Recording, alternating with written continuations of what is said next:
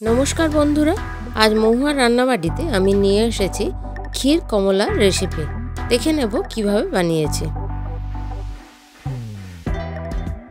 क्षीर कमला बानानोर जन्य प्रथमे एकटा पात्रे 500 मिली दूध नामिয়ে निये निয়েছি। एटाके भालो करे जाल दिते बसिয়েছি और एर मধ্যে आमी दिए दिচ্ছি छोटो एलाच कयेक दाना और 2 बड़ टेबिल चामच परिमाण गुঁড়ো दूध ভালো করে এর সাথে মিশিয়ে নিয়েছি। এবার দুধটা যখন গাঢ় হয়ে আসছে তখন এর মধ্যে কিছু কাজু বাদামের টুকরো আমি মিশিয়ে নিয়েছি।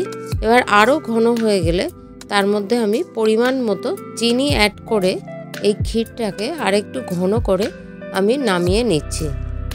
এবার এটা ঠান্ডা হতে দেব। এদিকে আমি 4টে কমলা লেবু নিয়ে নিয়েছি। এই কমলা লেবুর মাথার টুকরোটা এইভাবে কেটে নিচ্ছি। এবার কেটে নিয়ে এই কমলা লেবুর যে কোয়াগুলো আছে সেইগুলো আমি ছুরির সাহায্যে এর ভিতর থেকে বের করে নেব।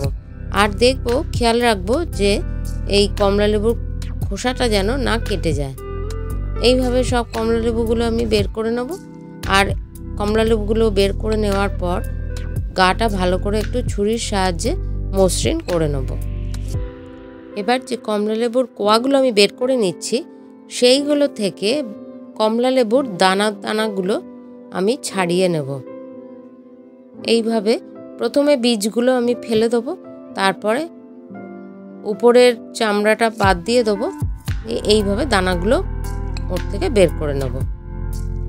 এইভাবে সব কমলা লেবুগুলোই ছাড়িয়ে নেব।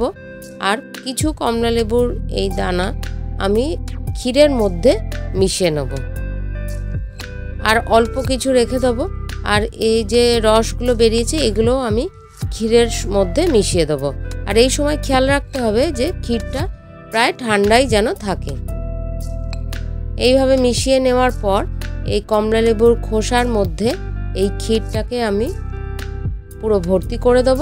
আর এর উপরে সাজানোর জন্য যে কমলা লেবুগুলো খানিক তুলে রেখেছিলাম সেইগুলো দিয়ে তার উপরে কাজু বাদাম কিশমিশ দিয়ে আমি সাজিয়ে নেব। তাহলেই আমার ক্ষীর কমলা একেবারে রেডি। ভিডিওটা যদি ভালো লেগে থাকে তাহলে অবশ্যই আমার চ্যানেলটা সাবস্ক্রাইব করে আমার সঙ্গে থাকবেন। ভালো থাকবেন, সুস্থ থাকবেন। ধন্যবাদ।